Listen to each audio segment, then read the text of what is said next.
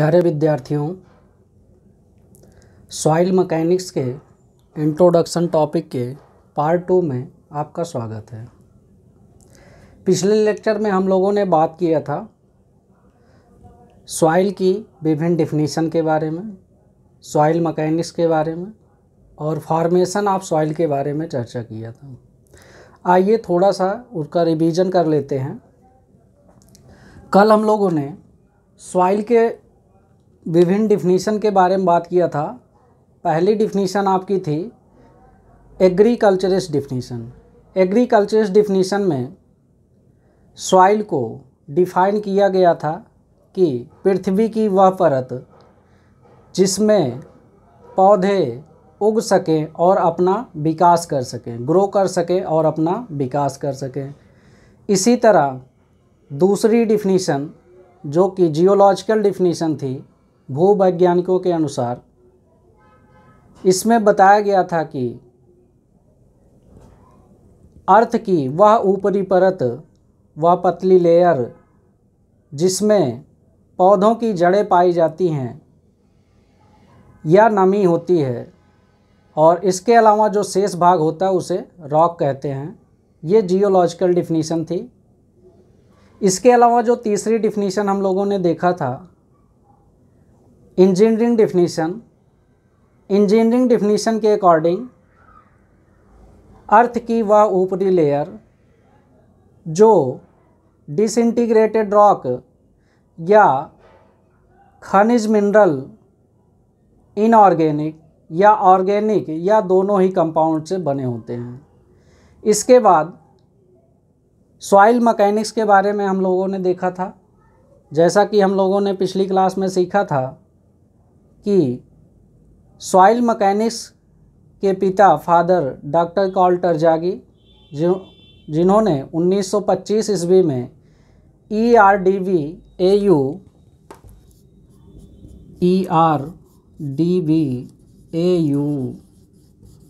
Mechanic नामक book publish की थी, जिसका अर्थ होता है सॉइल मैकेनिक्स। और इन्होंने सॉइल मैकेनिक्स की डिफिनीशन भी दी थी। इसके अलावा हम लोगों ने सॉइल इंजीनियरिंग के बारे में चर्चा किया था, जियोटेक्निकल इंजीनियरिंग के बारे में चर्चा किया था, और यहाँ पे एक इम्पॉर्टेंट टर्म आपका था पेट्रोलॉजी। पेट्रोलॉजी एक इम्पॉर्टेंट टर्म की चर्चा हम लोगों ने किया था, पेट्रोलॉजी। पेट्रोलॉजी क्या है? जियोलॉजी, भूगर्भ विज्ञान की वह शाखा जिसमें हम रॉक्स, चट्टानों का स्टडी करते हैं, वो आपका क्या कहलाता है? पेट्रोलॉजी कहलाता है। इसके बारे में सीखा था। नेक्स्ट जो पिछले लेक्चर में हम लोगों ने बात किया था, फॉर्मेशन ऑफ सॉइल के बारे में बात किया था। सॉइल की उत्पत्ति कैसे होती है? सॉइल की उत्पत्ति के लिए हम लोगों ने स्टडी किया था geological cycle. Geological cycle. Geological cycle में सबसे पहले हम लोगों ने देखा था, जियोलॉजिकल साइकिल में सबसे पहले हम लोगों ने देखा था कि जो रॉक है, रॉक से क्या होता है? सॉइल का फॉर्मेशन होता है। रॉक से सॉइल का फॉर्मेशन होता है। रॉक से सॉइल बनने की प्रक्रिया को पेडोजेनेसिस कहते हैं, और फिर सॉइल से रॉक बनने की प्रक्रिया को लिथिफिकेशन कहा जाता है। लिथिफिकेशन कहा जाता है। अब इसका डिटेल जो डायग्राम हम लोगों ने देखा था कि जियोलॉजिकल साइकिल कैसे आपका जो है वर्क करती है। तो जियोलॉजिकल साइकिल में क्या होता है? सबसे पहले रॉक आपका होता है। रॉक, ये रॉक क्या होता है? इसका वेदरिंग या इरोजन होता है।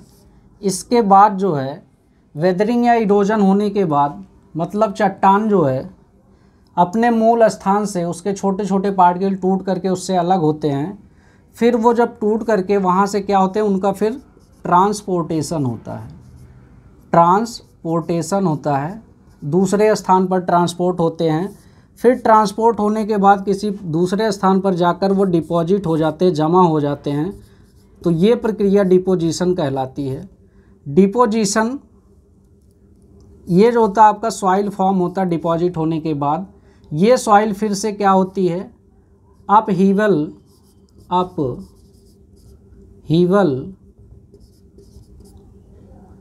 प्रक्रिया के थ्रू जो है सॉइल रॉक में फिर से कन्वर्ट हो जाती है। अपहीवल, ये सॉइल जो है फिर से रॉक में कन्वर्ट होती है, तो रॉक में फॉर्मेशन की ये क्रिया जो है ये आपका क्या कहलाता है, फॉर्मेशन ऑफ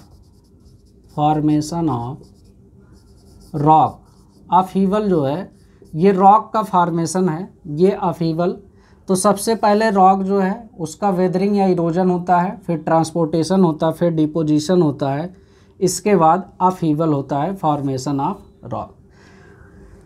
अब इस टॉपिक में कल हम लोगों ने यहाँ तक चर्चा किया था, इसके आगे थोड़ा सा और हम लोगों ने डिस्कस किया था जियोलॉजिकल साइकिल में ही, कि जो यहाँ पे वेदरिंग या इरोजन होने के बाद जो सॉइल हमारी फॉर्म होती है वो दो तरह से फॉर्म होती है। एक आपका जो है रेजिडुअल सॉइल बनता है, रेजिडुअल सॉइल बनता है। दूसरा आपका जो है ट्रांसपोर्टेड सॉइल बनता है, ट्रांसपोर्टेड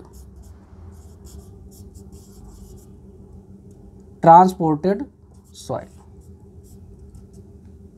रेजिडुअल सॉइल क्या था, जहाँ से पैरेंट रॉक से, जहाँ से ये मृदा का उत्पन्न होता, मतलब चट्टानें टूटकर जहाँ से अलग होती हैं, अगर उसी स्थान पर रॉक मिनरल्स डिपॉजिट होकर के सॉइल का फॉर्मेशन करते हैं पैरेंट रॉक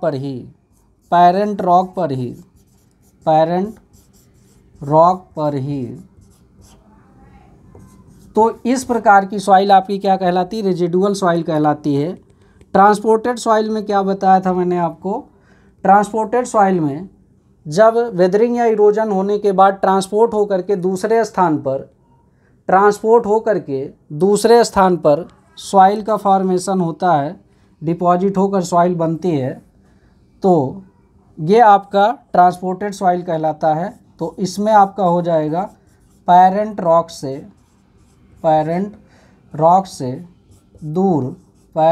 से दूर दूसरे स्थान पर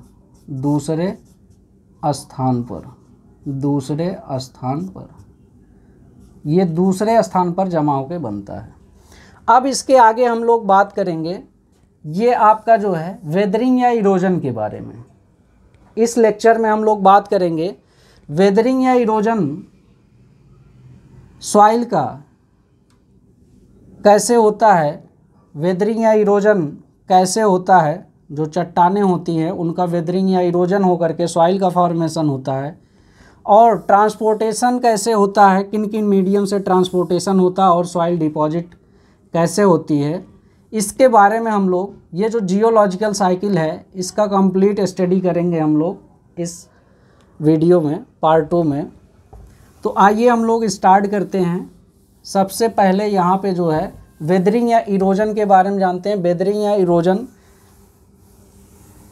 कैसे होता है, क्या क्या रीजन है वेदरिंग या इरोजन के। तो पहला यहाँ पे हम लोग देखते हैं वेदरिंग या इरोजन क्षय।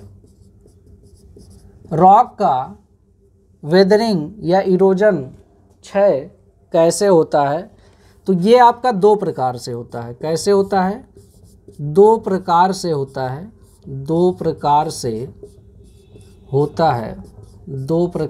होता है। पहला जो है आपका फिजिकल भौतिक मैकेनिकल यांत्रिक weathering or disintegration disintegration. Physical mechanical weathering या डिसइंटीग्रेशन, फिजिकल मैकेनिकल वेदरिंग या डिसइंटीग्रेशन। इसमें आपके ये आपका क्या होता है, फिजिकल मैकेनिकल वेदरिंग क्या होता है, फिजिकल या मैकेनिकल वेदरिंग क्या होता है, मैकेनिकल या फिजिकल कारक जो होते हैं उनके द्वारा रॉक्स जो है पैरेंट रॉक से टूट करके अलग होती है। तो ये कौन कौन से कारक हैं उनके बारे में हम लोग देखते हैं। पहला जो कारक इसमें आपका है, पहला जो कारक है ये आपका है temperature change, temperature change.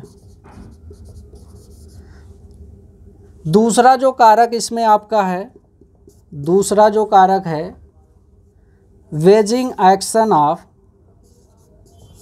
Wedging action of, waging action of ice, waging action of ice.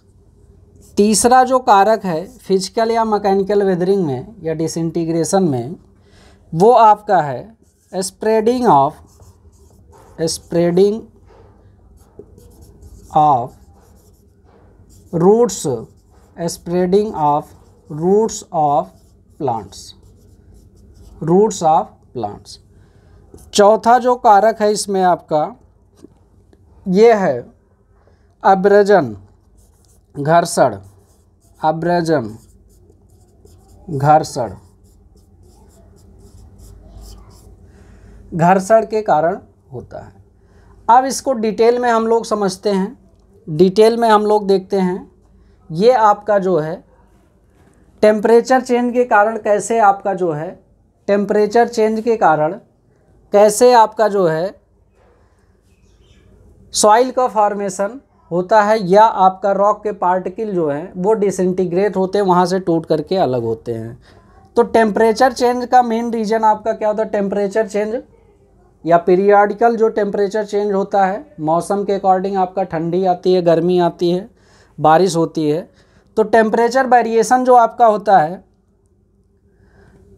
इसमें आपका मेन रीज़न क्या होता है कि चट्टानों के टूटने का, वो होता है आपका जो रॉक मिनरल्स होते हैं, जो चट्टानें हमारी बनी होती हैं वो 2 या 2 से अधिक रॉक मिनरल से बनी होती हैं, खनिज पदार्थों से बनी होती। तो ये जो अलग अलग खनिज पदार्थ हैं इनका एक्सपेंशन कोफिशिएंट, प्रसार गुणांक अलग अलग होता है, जिसके कारण क्या होता है टेम्परेचर वेरिएशन कारण इनका अलग अलग प्रसार और अलग अलग संकुचन होता है, जिसके कारण क्या होता है चट्टानें टूट करके अलग हो जाती हैं, उसके पार्टिकल टूट करके धीरे धीरे क्या होते हैं अलग हो जाते हैं। तो इसमें हमने क्या देखा, टेम्परेचर चेंज में क्या होता है, पहला जो कारक है temperature change, temperature change, temperature change, इसमें क्या होता है चट्टानें, चट्टानें अलग अलग, चट्टानें अलग अलग रॉक मिनरल, रॉक मिनरल, चट्टानें अलग अलग रॉक मिनरल से बनी होती हैं, से बनी होती हैं, से बनी होती हैं, जिनका, जिनका प्रसार गुणांक, प्रसार गुणांक एक्सपेंशन कोफिशिएंट, प्रसार गुणांक अलग अलग होता है, अलग अलग होता है, अलग अलग होता है, जिसके कारण, जिसके कारण टेम्परेचर चेंज होने पर, टेम्परेचर चेंज होने पर टेम्परेचर चेंज होने पर मिनरल्स का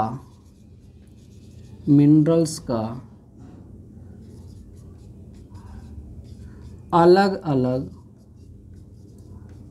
अलग प्रसार तथा संकुचन होता है। प्रसार तथा संकुचन होता है। प्रसार तथा संकुचन होता है, जिसके कारण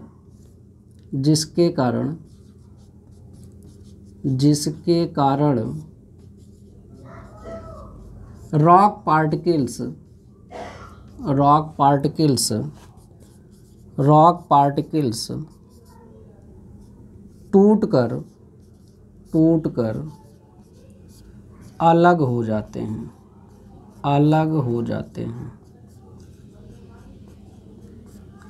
ये तो आपका जो है टेम्परेचर चेंज था। दूसरा रीजन यहाँ पे देखते हैं हम लोग, वेजिंग एक्शन ऑफ आइस।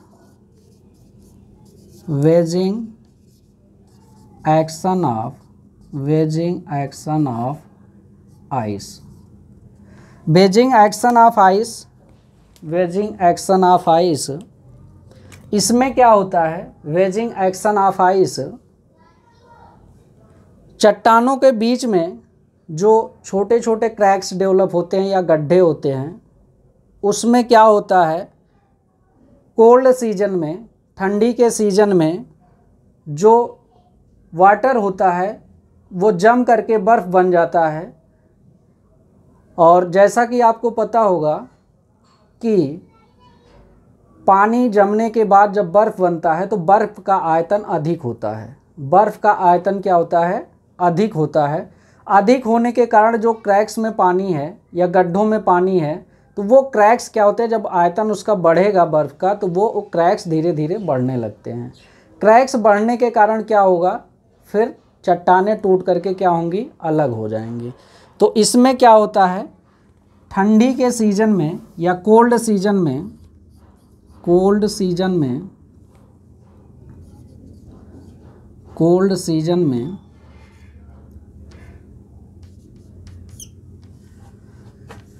चट्टानों के क्रैक्स में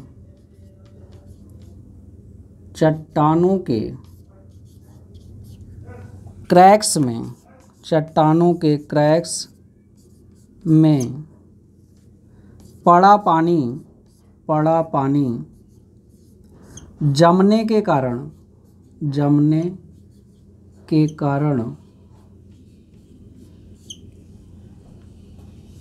आयतन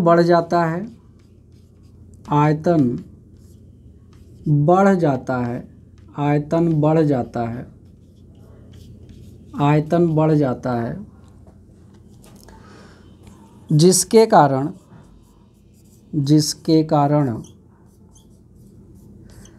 क्रैक्स बड़े हो जाते हैं,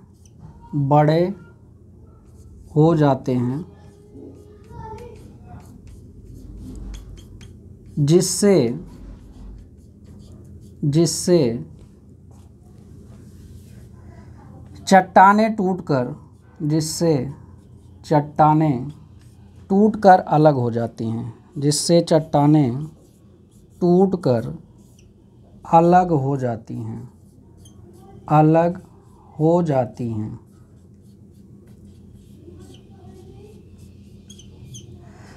अब तीसरे रीजन की हम लोग बात करते हैं। तीसरा रीजन आपका क्या है, जिसके कारण फिजिकल या मैकेनिकल वेदरिंग आपकी होती है। तीसरा रीजन है spreading of roots of plants. तीसरा आपका कारक है spreading of roots of plant. इसका मतलब क्या है कि पहाड़ियों पर या चट्टानों पर जो पेड़ पौधे या झाड़ियाँ उगी होती हैं, उनकी जड़ें जो है चट्टानों के अंदर पेनेट्रेट करती हैं, जिसके कारण क्या होता है कि वो चट्टानें टूट करके अलग होने लगती हैं। तो इसमें क्या होता है, चट्टानों पर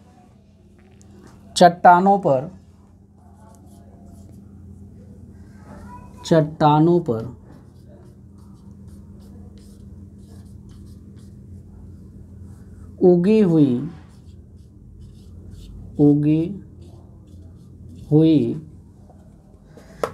झाड़ियाँ,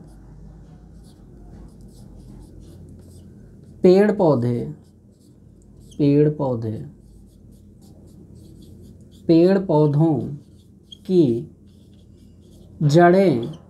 पौधों की जड़ें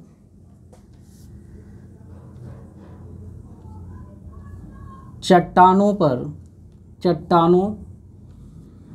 के अंदर चट्टानों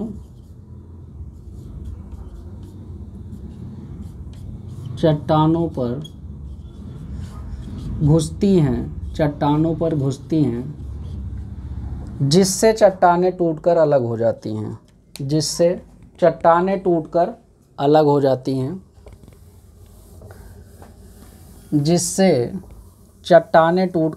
हो जाती हैं।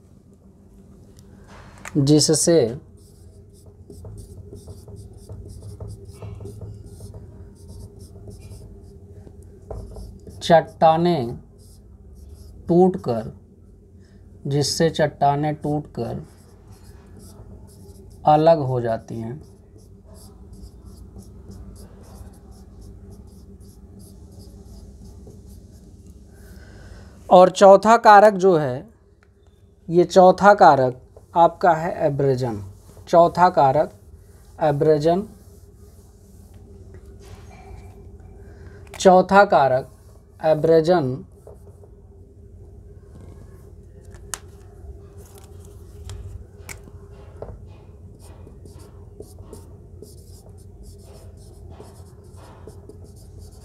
घर्षण।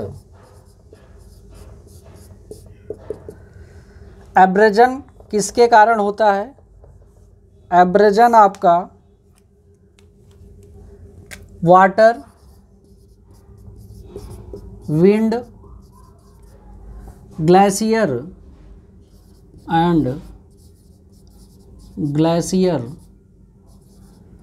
के कारण एब्रेजन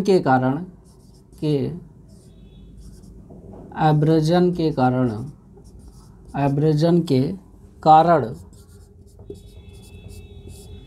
चट्टानें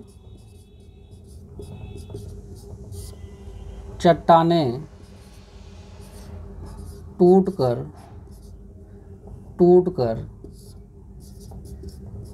अलग हो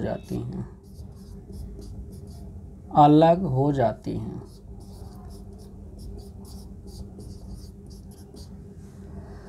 अब ये 4 रीजन है आपके मैकेनिकल या फिजिकल वेदरिंग के, डिसइंटीग्रेशन के। अब यहाँ पे एक नोट पॉइंट देखते हैं, इस वेदरिंग में क्या होता है, कौन सी सॉइल बनती है, और ये सॉइल जो है, कौन सी सॉइल इसमें बनती है, और इसमें क्या केमिकल चेंजेस होते हैं या नहीं होते हैं। तो यहाँ पे नोट पॉइंट में हम लोग देखते हैं, नोट में आपका जो है पहला पॉइंट है नोट में आपका पहला पॉइंट, जो मैकेनिकल या फिजिकल वेदरिंग होती है, इसमें कोई भी केमिकल चेंज नहीं होता है। जो भी सॉइल इसमें फॉर्म होती है उसके गुण फेरेंट रॉक के समान ही होते हैं, जिससे वो टूट करके अलग हुई है उसके गुण के समान ही होते हैं, पेरेंट रॉक के गुण के समान ही होते हैं, इसमें अलग नहीं होते हैं। इस वेदरिंग में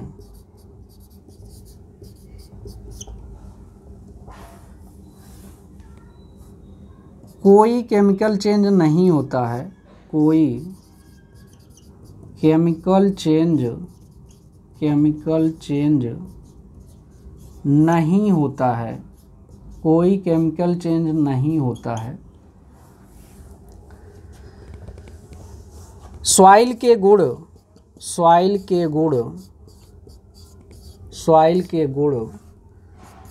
पैरेंट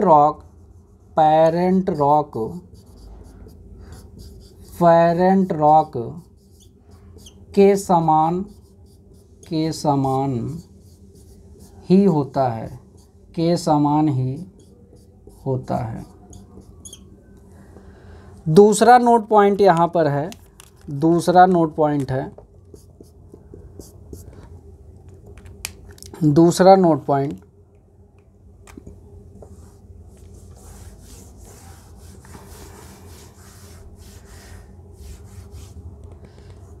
इससे coarse grain soil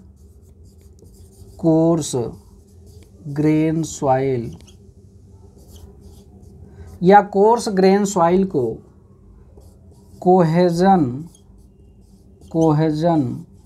less soil जैसे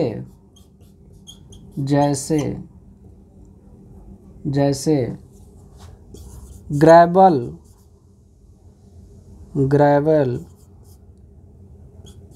एंड सैंड प्राप्त होता है। तो इसमें ये ध्यान रखना, मैकेनिकल या फिजिकल वेदरिंग में कोई भी केमिकल चेंज नहीं होता है। इसमें जो सॉइल बनती है उसकी प्रॉपर्टी पैरेंट रॉक के समान ही होती है। दूसरा, इससे कोर्स ग्रेन सॉइल बनती है, कोर्स ग्रेन सॉइल को कोहेजन लेस सॉइल कहते हैं। इसमें कोई कोहेजन नहीं होता, आपस में कोई बॉन्डिंग नहीं होती है, ये चिपकते नहीं हैं आपस से। जो सॉइल इसमें बनती है ग्रेवल एंड सैंड, ये आपको ध्यान रखना है, ये नोट पॉइंट इम्पॉर्टेंट है। इसमें कोई केमिकल चेंज नहीं होता है। जो सॉइल के गुण हैं वो पैरेंट रॉक के समान ही होते हैं। इससे जो सॉइल बनती है coarse grain soil, cohesion less soil, sand या ग्रेवल बनती है। और इसमें जो आपका इम्पॉर्टेंट है, ये जो 4 रीजन है फिजिकल या मैकेनिकल वेदरिंग के, ये इम्पॉर्टेंट है। इसका नाम temperature change, wedging action of ice, spreading of roots of plants, ये आपको पता होना चाहिए। और एब्रेजन के कारण होता है, एब्रेजन में वाटर, विंड और ग्लेशियर के कारण आपका एब्रेजन होता है। जैसा कि ग्लेशियर के बारे में हम लोगों ने पिछली क्लास में देखा था। ये ग्लेशियर क्या होता है, ये आपके क्या होते हैं, बर्फ़, जो बर्फ़ पहाड़ों पर जमती है उनका जब कंपैक्ट हो जाती है, बर्फ़ कंपैक्ट हो जाती है तो ग्लेशियर का रूप ले लेती है ये। अब यहाँ पे हमने देखा था कि जो वेदरिंग या इरोजन होता है वो 2 प्रकार से होता है। पहला उसमें हम लोगों ने देखा कि फिजिकल या मैकेनिकल वेदरिंग। अब दूसरी वेदरिंग की बात करते हैं हम लोग। दूसरी वेदरिंग आपकी क्या है, केमिकल डीकम्पोजिशन, केमिकल वेदरिंग या केमिकल डीकम्पोजिशन। तो दूसरी वेदरिंग जो आपकी है, दूसरा जो है ये आपका है केमिकल वेदरिंग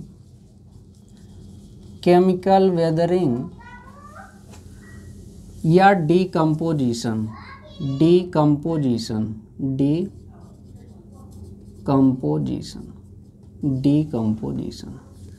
अब यहाँ पे जैसा कि नाम से ही पता, केमिकल रासायनिक वेदरिंग, डीकम्पोजिशन मतलब डीकम्पोज होना, किसी नए पदार्थ का बनना।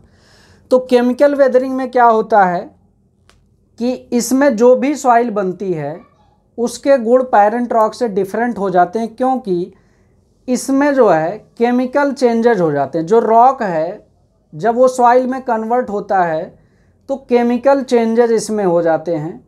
ये केमिकल चेंज होने के कारण क्या होता है, केमिकल चेंजेज हो जाते हैं।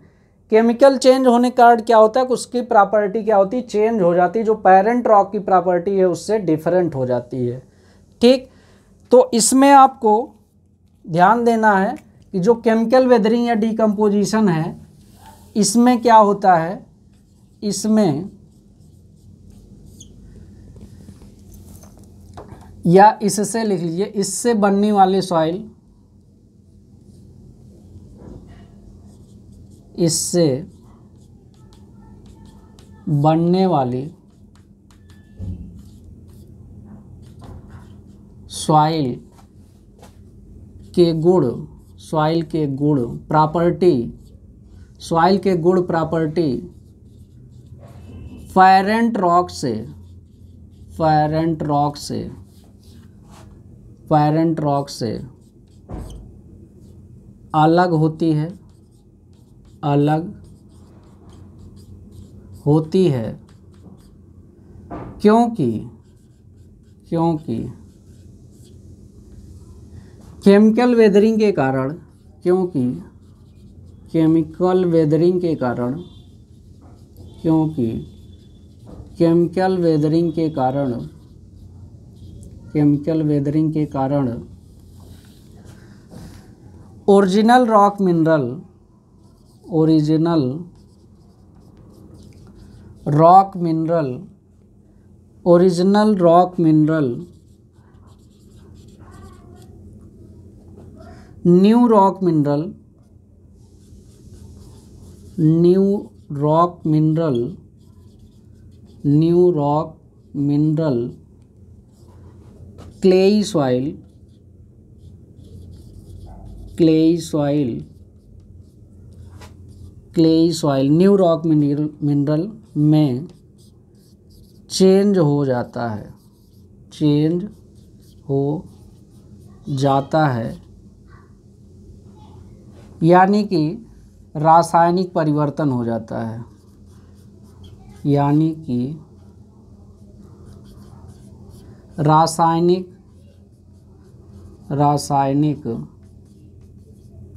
परिवर्तन, रासायनिक परिवर्तन हो जाता है, हो जाता है।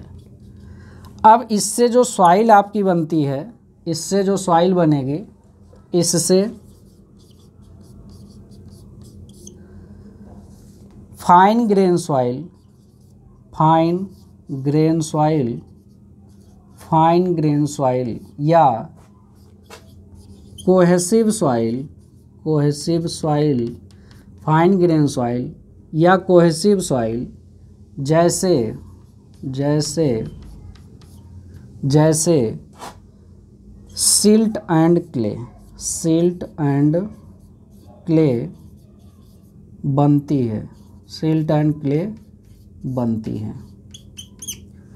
तो ये आपका केमिकल वेदरिंग या डीकम्पोजिशन में क्या होता है, इससे बनने वाली सॉइल के गुण पैरेंट रॉक के गुण से अलग होती है, क्योंकि केमिकल वेदरिंग कारण ओरिजिनल जो रॉक मिनरल है वो न्यू रॉक मिनरल में चेंज हो जाता है, new rock mineral clayey soil में चेंज हो जाता है। क्लेई सॉइल होने के कारण क्या होता है, इसकी हाईली ये क्या हो जाती है, प्लास्टिक सॉइल होती है, प्लास्टिक बिहेवियर इसमें आ जाता है, में चेंज हो जाता है, यानी रासायनिक परिवर्तन हो जाता है। इससे fine grain soil, cohesive soil, cohesive मतलब इसमें जैसे आपने मिट्टी, गीली मिट्टी जो होती है उसमें कोहेसिव प्रॉपर्टी होती है, आपस में चिपके होते हैं पार्टिकल। ये सिल्ट और क्ले मेनली इसमें आपका बनता है, ये आपको इसमें आपका रासायनिक परिवर्तन होता है, ये बात आपको ध्यान रखना, रासायनिक परिवर्तन होता है, fine grain soil, cohesive soil बनता है, सिल्ट एंड क्ले बनता है, ये बात आपको इसमें ध्यान रखनी है। अब इसमें हम बात करते हैं कौन कौन से रीजन हैं जिसके कारण आपका केमिकल वेदरिंग होता है या केमिकल डीकम्पोजिशन होता है। तो यहाँ पे हम लोग देखते हैं 5 फैक्टर हैं मेनली, यहाँ पे 5 फैक्टर हैं। पहला हाइड्रेशन, पहला है हाइड्रेशन, हाइड्रेशन।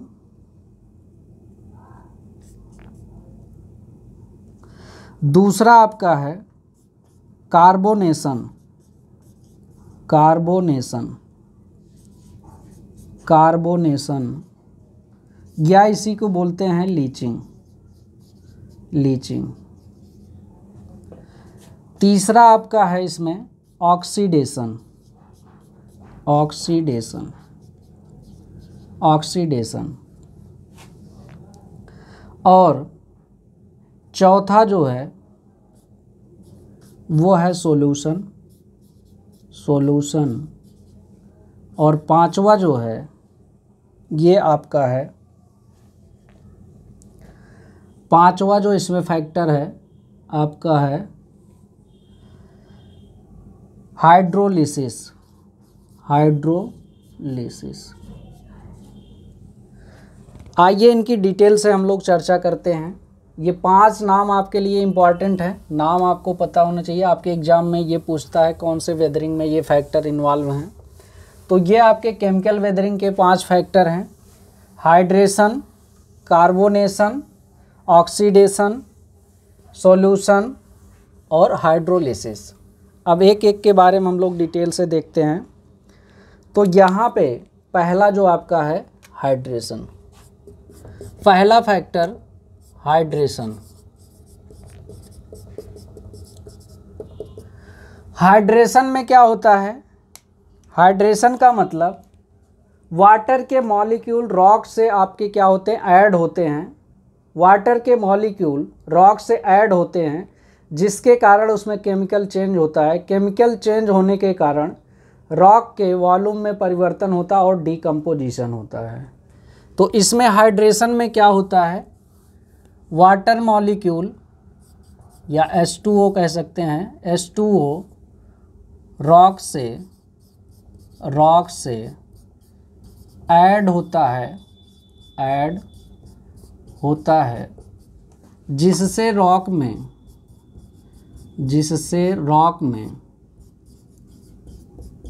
में रासायनिक परिवर्तन होते हैं, जिससे रॉक में रासायनिक परिवर्तन होता है, रासायनिक परिवर्तन होता है, रासायनिक परिवर्तन होता है, जिससे रॉक का वॉल्यूम चेंज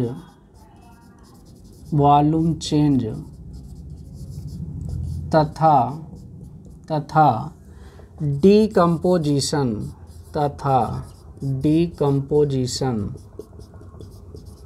होता है, डीकम्पोजिशन होता है। दूसरे फैक्टर की बात करते हैं। दूसरा फैक्टर आपका क्या है, कार्बोनेशन या लीचिंग। कार्बोनेशन या लीचिंग, कार्बोनेशन या लीचिंग। कार्बोनेशन या लीचिंग में क्या होता है, वायुमंडल में उपस्थित कार्बन डाइऑक्साइड और वाटर मॉलिक्यूल, इसमें क्या होता है, कार्बन डाइऑक्साइड जो वायुमंडल में है प्लस वाटर मॉलिक्यूल है, ये आपस में रिएक्शन करके H2CO3 ये आपका क्या है, कार्बोनिक एसिड है। क्या है, कार्बोनिक एसिड,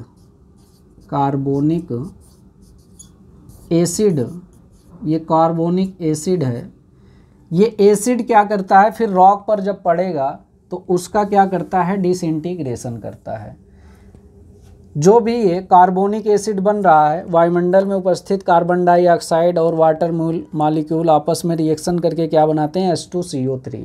H2CO3 क्या है, एसिड है।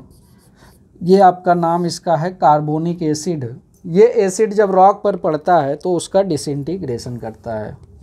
तो इसमें हो जाएगा कार्बोनिक एसिड रॉक पर पड़ने पर डिसइंटीग्रेशन, डीकम्पोजिशन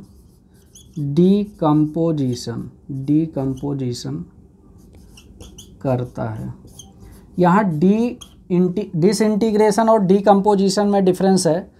डिसइंटीग्रेशन में मतलब होता है टूट कर अलग होना। डीकम्पोजिशन का मतलब डीकम्पोज होना, किसी दूसरे पदार्थ में परिवर्तित होना।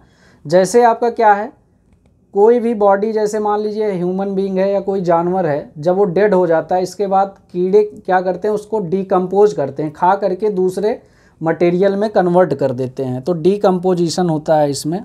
ठीक, तीसरा यहाँ पे फैक्टर की हम लोग बात करते हैं जिसके कारण आपका केमिकल वेदरिंग होता है। यहाँ पे एक टर्म और आया था आपका लीचिंग।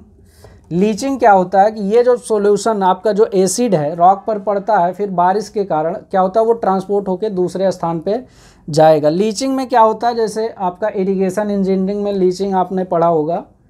इसमें क्या होता है, जैसे आपके मान लीजिए खेत में कोई हानिकारक कंपाउंड जो है आ गया है, तो क्या करेंगे, खेत को हम पानी से भर देंगे। अब वो कंपाउंड अगर जल में घुलनशील है तो उसमें वो क्या होगा, मिल जाएगा, घुल जाएगा। फिर खेत के पानी को हम बाहर जाने के लिए खोल देंगे तो बाहर उसके साथ पानी के साथ निकल जाएगा। तो ये लीचिंग एक्शन आपका कहलाता है।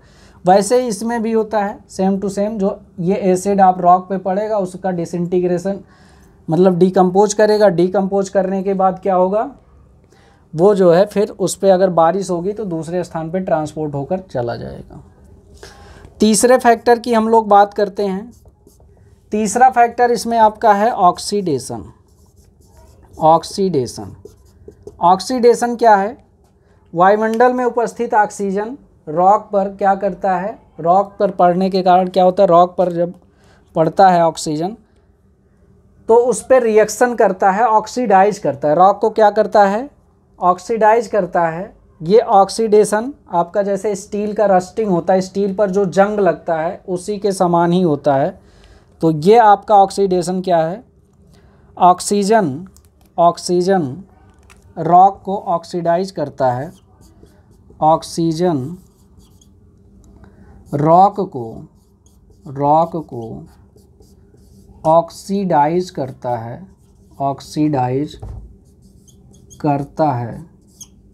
ऑक्सीडाइज करता है। ऑक्सीजन रॉक को ऑक्सीडाइज करता है जिससे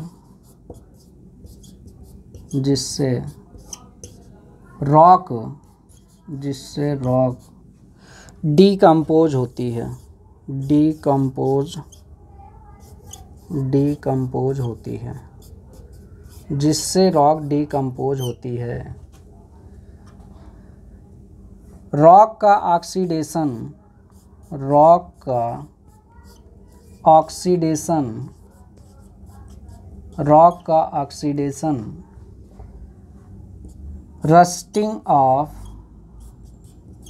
रस्टिंग जंग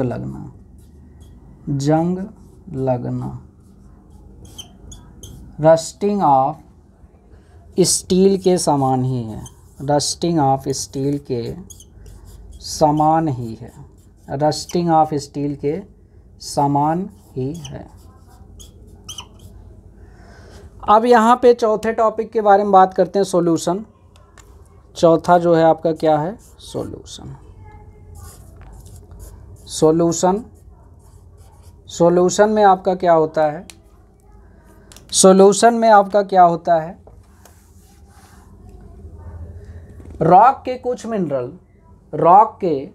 मिनरल जल में घुलनशील होते हैं। जल में घुलने के बाद उसमें क्या होते हैं, केमिकल रिएक्शन होते हैं जिसके कारण क्या होता है, रॉक का डीकम्पोजिशन होता है। रॉक के कुछ मिनरल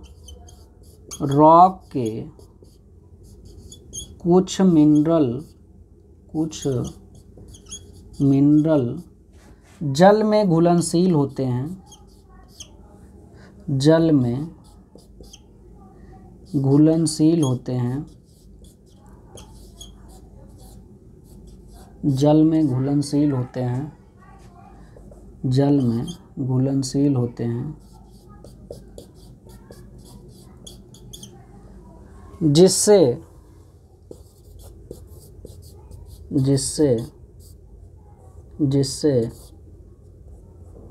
सॉल्यूशन बनता है, जिससे सॉल्यूशन बनता है। इस सॉल्यूशन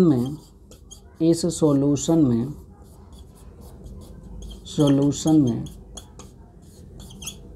केमिकल चेंज होने के कारण, केमिकल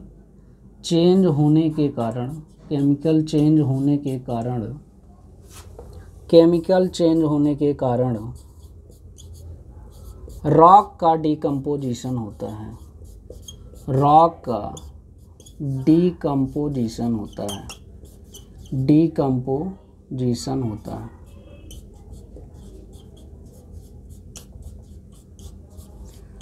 पांचवा और लास्ट फैक्टर की बात करते हैं।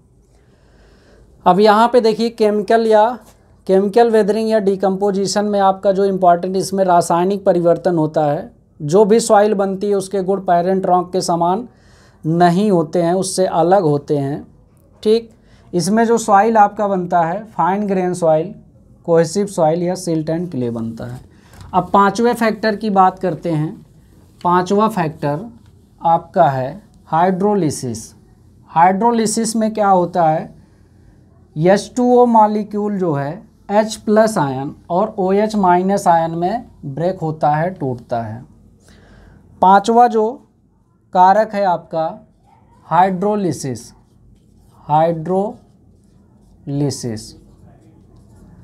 हाइड्रोलिसिस में आपका क्या होता है, इसमें H+ आयन H2O क्या होता है, H+ ion plus OH- ion में क्या होता है, टूट जाता है।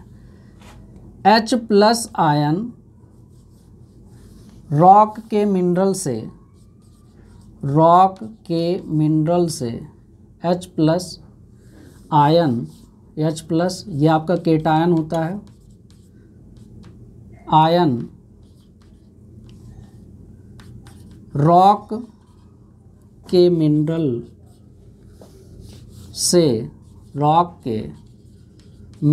से कैल्शियम,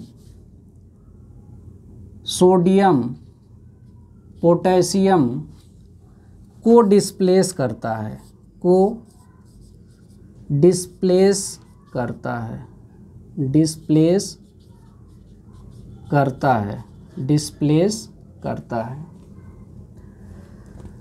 अब ये जो है H+ आयन केटायन रॉक के मिनरल से कैल्शियम, सोडियम और पोटेशियम को डिस्प्लेस करता है, जिसके कारण नया कंपाउंड बनता है, जिसके कारण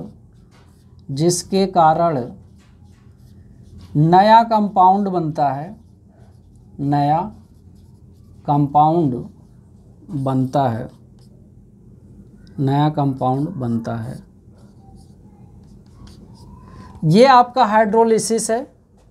यहाँ पे जो केमिकल वेदरिंग में इम्पॉर्टेंट आपका है, ये 5 टॉपिक आपको पता होना चाहिए, किस किस फैक्टर से जो है आपका वेदरिंग होता है, केमिकल वेदरिंग। उसमें आपका इम्पॉर्टेंट हो गया ये आपका जो है हाइड्रेशन, कार्बोनेशन, इसको लीचिंग भी बोला जाता है, oxidation, solution, hydrolysis.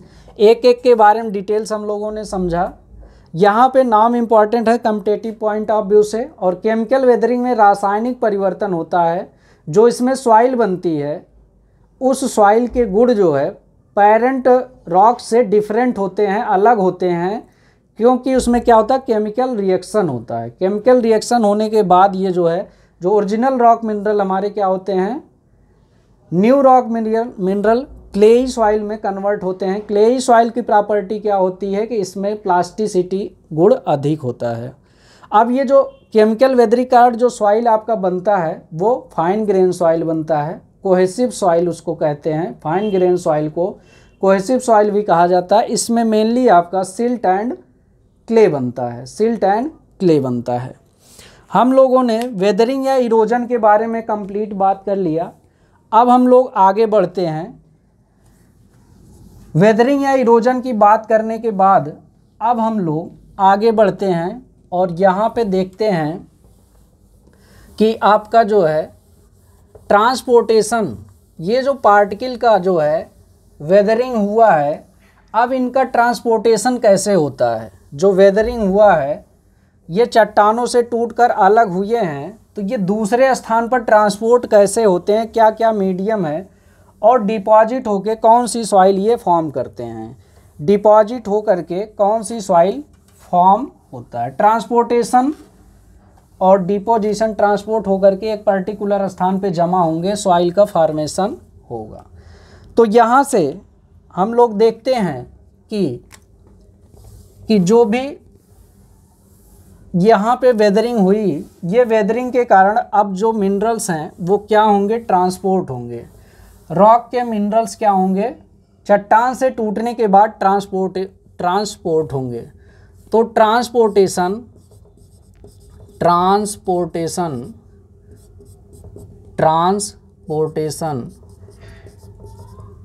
And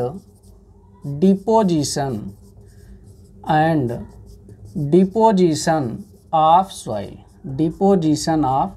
soil, इसके बारे में अब बात करते हैं। ट्रांसपोर्टेशन एंड डिपोजिशन के क्या क्या कारक हैं। तो मेनली यहाँ पे 4 कारक हैं, WG। W, पहले W का मतलब है वाटर, दूसरे W का मतलब है wind.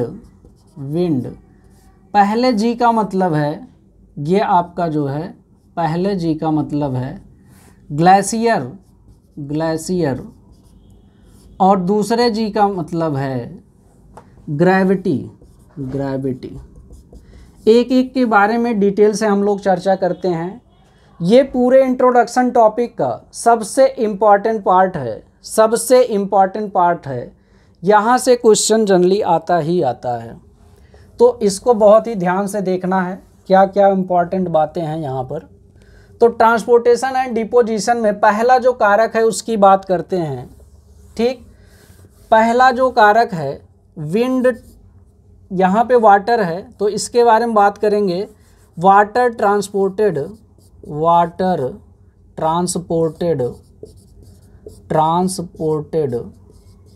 Soil, water transported soil. अब ये 3 तरह से वाटर के ट्रांसपोर्ट होने पर 3 तरह की सॉइल हमारी बनती है।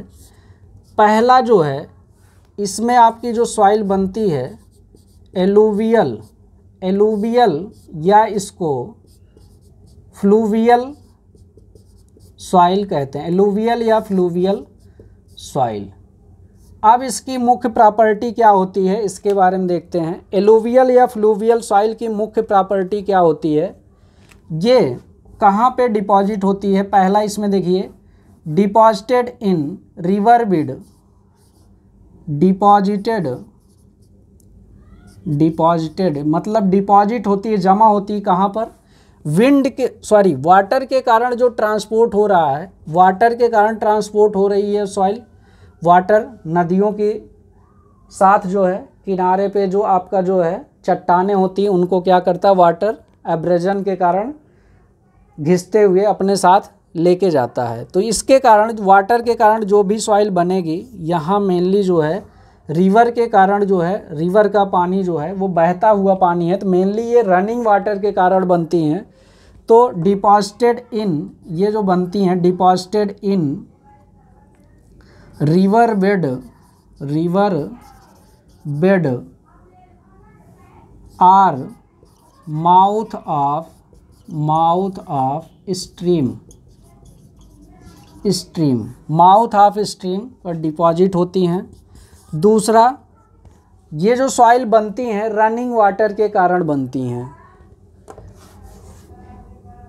ट्रांसपोर्टेशन जो इनका होता है या फॉर्मेशन ऑफ सॉइल जो है बाय रनिंग वाटर होता है। इसमें जो भी आपकी सॉइल बनती है एलुवियल या फ्लूवियल, ये किसके कारण बनती है, बाय रनिंग वाटर। अब ये जो सॉइल आपकी बनती है, ये आपका जो है यूनिफॉर्मली ग्रेडेड होती है। ये सॉइल यूनिफॉर्मली ग्रेडेड होती है, यूनिफॉर्मली ग्रेडेड होती है। और इसका एग्जाम्पल जो है वो आपका है ग्रेवल सैंड, ग्रेबल सैंड। जो एलुवियल या फ्लूवियल सॉइल होती है, bye running water deposited in river bed में डिपॉजिट होती है, माउथ ऑफ स्ट्रीम पर भी डिपॉजिट होती है। और चौथा इसमें मेन फैक्टर, ये सॉइल पाई कहाँ पे जाती है, तो ये आपका जो है इंडस गंगा ब्रह्मपुत्र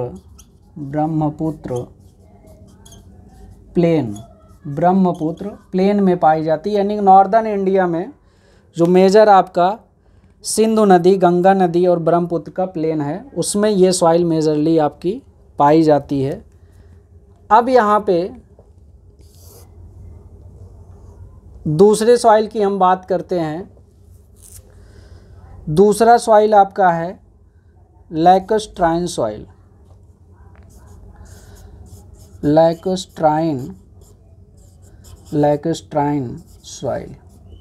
लैकस्ट्राइन सॉइल कैसे बनता आपका, डिपॉजिटेड इन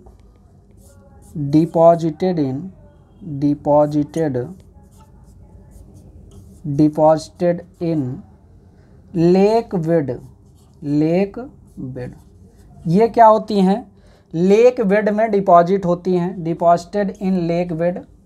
अब ये जो सॉइल होती हैं मेनली स्टिल वाटर के कारण बनती हैं। स्टिल वाटर, रुका हुआ पानी, स्टिल वाटर, रुका हुआ पानी।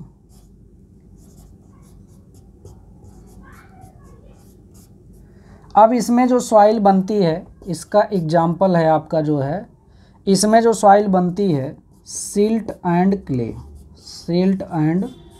क्ले फॉर्म होती। ये आपका स्टिल वाटर होता है, रुका हुआ पानी। लैकस्ट्राइन सॉइल लेक बेड में जमा होती है, एल से लैकस्ट्राइन, यल से लेक बेड। तीसरी सॉइल की अब यहाँ पे बात करते हैं, जो वाटर के कारण ट्रांसपोर्ट होकर के बनती है, वाटर के कारण ट्रांसपोर्ट होकर के बनती है, ये आपका है मैरीन सॉइल। तीसरा आपका इसमें है मैरीन सॉइल। अब ये जो मैरीन सॉइल आपकी बनती है, ये कहाँ पे बनती है, deposited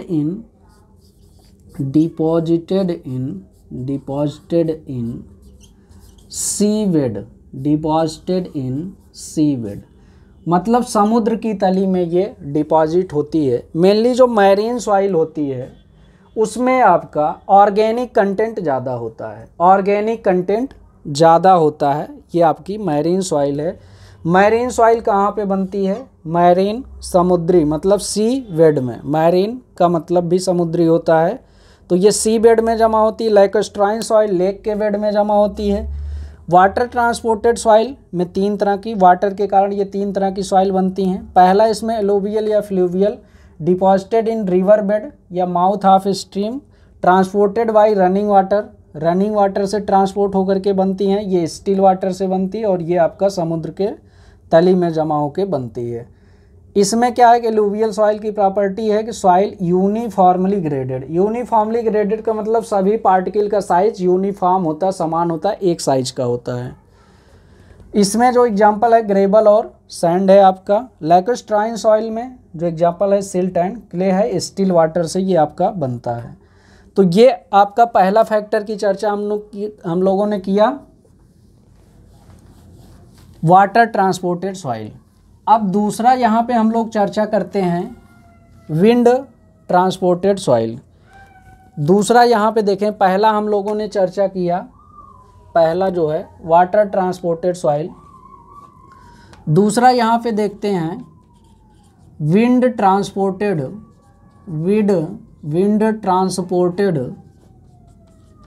soil. Wind transported soil को मेनली आपको इसका एक अलग नाम है aeolian soil. Wind transported soil को एओलियन सॉइल बोला जाता है। मेनली ये विंड ट्रांसपोर्टेड जो सॉइल होती है वो आपका जो है ये बनती है arid region arid region and sandy beach. Beach का मतलब होता है समुद्री किनारा। समुद्र के किनारे पर ये जो है सैंडी सॉइल आपकी विंड ट्रांसपोर्टेड जो सॉइल होती है ये आपकी पाई जाती है समुद्री किनारों पर। और एरिड रेजिन क्या होता है, जहाँ पर बारिश बहुत कम होती है और तापमान बहुत अधिक होता है। एरिड रेजिन क्या होता है, तापमान बहुत ज़्यादा होता है। ऐसे क्षेत्रों में क्या होता है कि आपकी गर्मी बहुत पड़ती है, गर्मी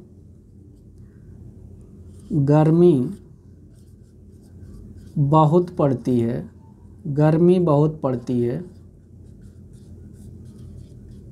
बारिश कम होती है, बारिश कम होती है, बारिश कम होती है। ये आपका एरिड रेजिन होता है। तो यहाँ पे विंड ट्रांसपोर्टेड सॉइल बनती है। विंड ट्रांसपोर्टेड सॉइल दो तरह से बनती है। पहला आपका इसमें है, पहली जो सॉइल इसमें आपकी है विंड ट्रांसपोर्टेड सॉइल में, ये आपका है ड्यून्स या इसको सैंड ड्यून्स भी बोला जाता है। सैंड ड्यून्स या सैंड ड्यून्स आपका ये बोला जाता है, ड्यून्स या सैंड ड्यून्स। इसमें क्या होते हैं, कोर्स पार्टिकल होते हैं, कोर्स पार्टिकल। अब ये कोर्स पार्टिकल में क्या क्या होते हैं, यहाँ पे जो है सैंड और कोर्स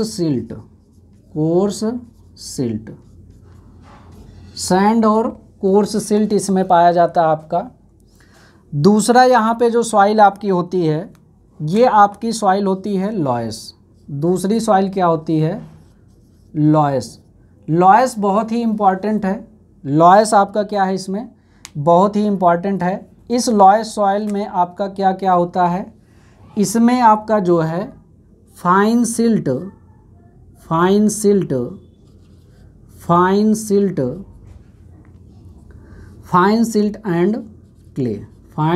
एंड क्ले आपका होता है। फाइन सिल्ट एंड क्ले लॉयस में होता है। अब लॉयस की कई प्रॉपर्टी होती है जो आपके एग्जाम में आता है, इसको बहुत ध्यान से देखना है। तो लॉयस की जो प्रॉपर्टी होती है यहाँ पे आप देखिएगा, पहली जो प्रॉपर्टी इसकी होती है लो डेंसिटी। इसकी डेंसिटी क्या होती, कम होती है, लो डेंसिटी। इस सॉइल की डेंसिटी क्या होती है, लो होती है। दूसरा हाई कंप्रेसिबल होता है, हाईली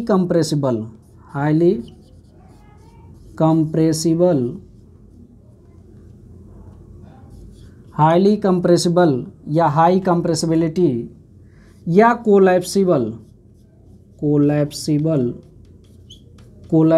सॉइल होती है। कोलैप्सिबल सॉइल या हाईली कंप्रेसिबल सॉइल होती है। लो बियरिंग कैपेसिटी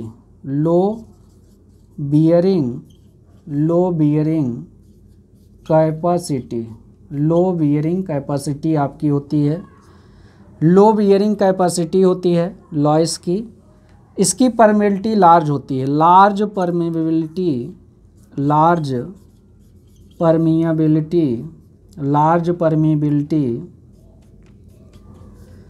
इन वर्टिकल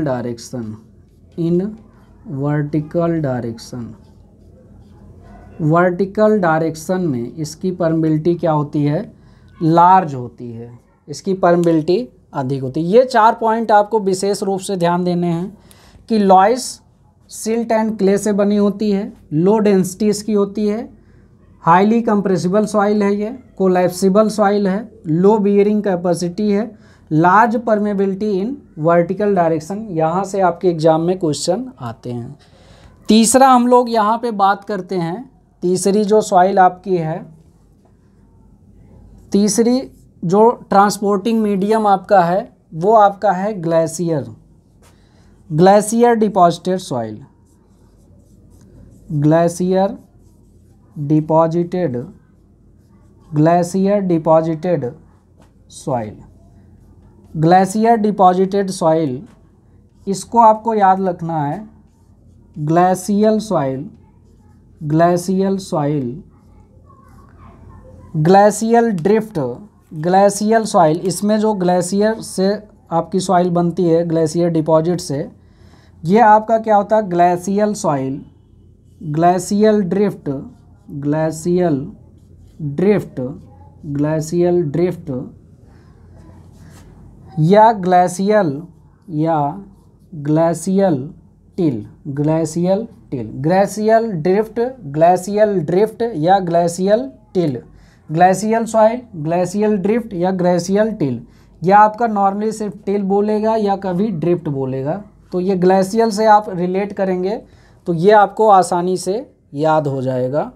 ठीक, तो यहाँ पे ये सॉइल की क्या प्रॉपर्टी होती है, अब इसमें आपको देखना है कि ये इसमें जो टिल होता है, टिल कैसे बनता है, टिल जो है, till melting of ice, melting of ice, बर्फ़ के मेल्टिंग से आपका क्या होता है, टिल बनता है। टिल आपका कैसे बनता है, मेल्टिंग ऑफ आइस। दूसरा जो इम्पॉर्टेंट पॉइंट यहाँ पर है, दूसरा जो इम्पॉर्टेंट पॉइंट ग्लेशियल सॉइल के बारे में है, ये आप देखिएगा। दूसरा इम्पॉर्टेंट जो फैक्ट है यहाँ पर ग्लेशियल सॉइल के बारे में, वो आपका है दूसरा इम्पॉर्टेंट पॉइंट यहाँ पर ग्लेशियल सॉइल के बारे में, कि ये जो सॉइल होती है आपका, इसमें जो मिक्सचर होता है, ये पहली बात तो ये सॉइल जो है वेल ग्रेडेड होती है। ये सॉइल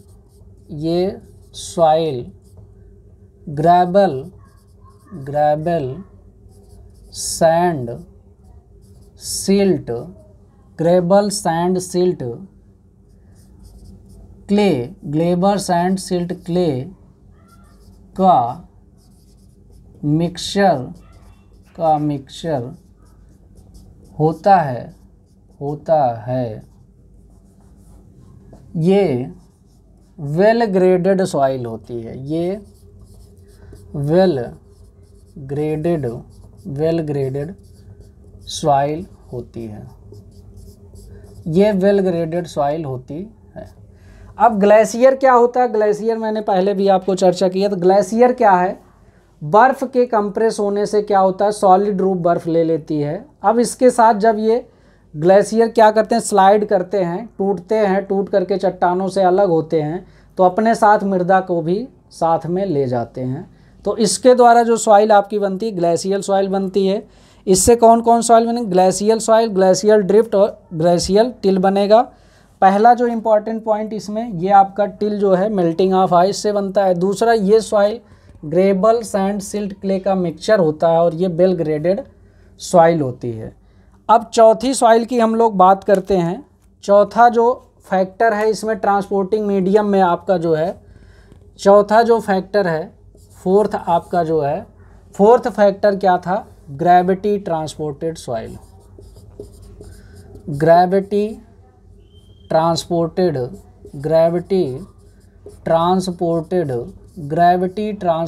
सॉइल।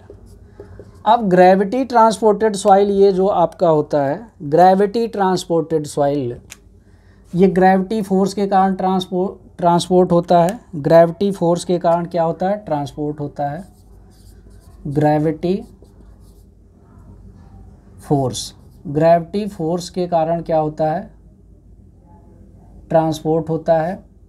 अब इसमें जो सॉइल बनती है उसका एक स्पेशल नाम है कोलुवियल सॉइल,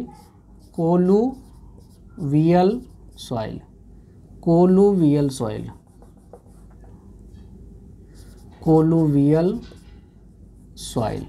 इसको क्या बोलते हैं, कोलुवियल या टेलस, कोलुवियल या टेलस आपको ध्यान रखना। जो ग्रेविटी ट्रांसपोर्टेड सॉइल है, बहुत बार आपके एग्जाम पूछता है टेलस या आपका कोलुवियल सॉइल, टेलस या कोलुवियल सॉइल, कोलुवियल या टेलस। ये ग्रेविटी ट्रांसपोर्टेड, ग्रेविटी फोर्स से ट्रांसपोर्ट होती हैं, gravity transported.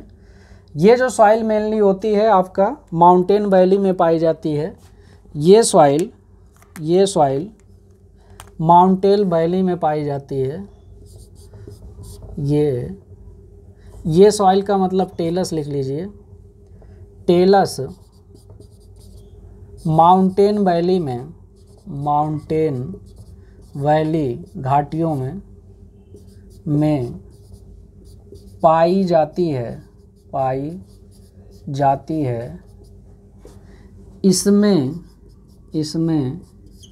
Irregular coarse particle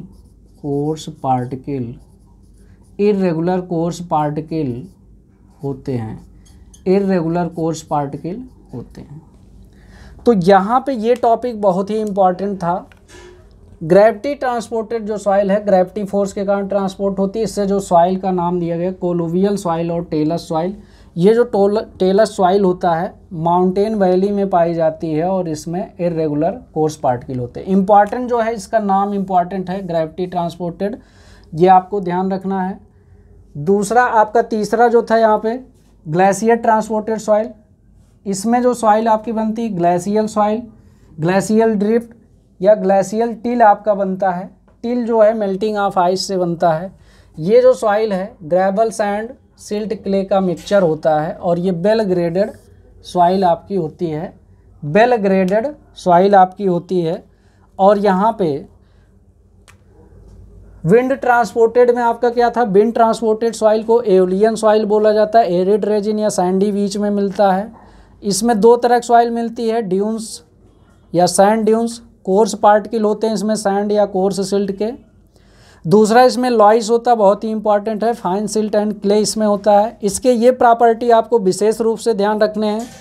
low density इसकी होती है, हाई कंप्रेसिबिलिटी होती है, कंप्रेसिबल सॉइल होती है, लो बियरिंग कैपेसिटी होती है, लार्ज परमिबिलिटी इसकी होती है। इसके अलावा जो वाटर ट्रांसपोर्टेड सॉइल है, वाटर ट्रांसपोर्टेड सॉइल में पहला 3 तरह की इसमें सॉइल है, एलुवियल या फ्लूवियल सॉइल। एलुवियल या फ्लूवियल सॉइल जो है ये ट्रांसपोर्टेड बाय रनिंग वाटर होती है,